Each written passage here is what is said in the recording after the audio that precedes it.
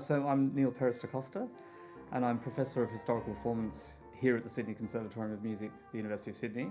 So the instrument I'm playing on the album is a replica of an instrument that Brahms had in the last part of his life in his apartment in Vienna.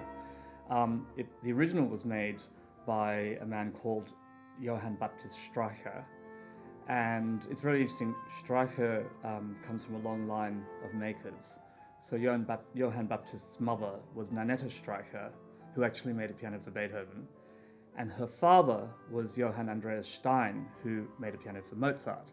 Stein's instrument is what we now call a Viennese-action grand piano. It was 5 octaves. It was straight strung, which means that the strings move away from the player, perpendicular to the player, and a wooden framed instrument, so very light in construction. And interestingly, the hammers are covered in leather, doe hide or pig hide, rather than in felt. And they're very small, and they create a very sort of clear, punchy sound. And the stringing, of course, you get 3 registers on those instruments. The upper register is very light and was described as being fluty in sound.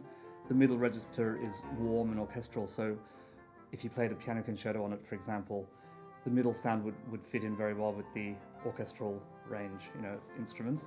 And the bass end was typically in brass strings and was very punchy and often kind of bassoon and reedy-like.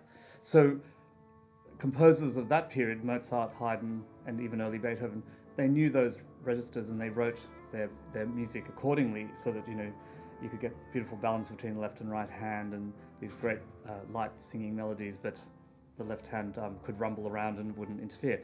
So the Streicher is in that line of making. I think the beauty of this instrument is that because it's in that Viennese German tradition of making, it suits all the music that's on this disc.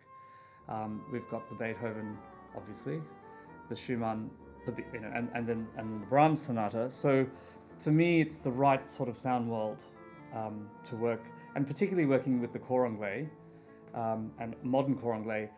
There's something about the way this instrument can fuse all of that together somehow.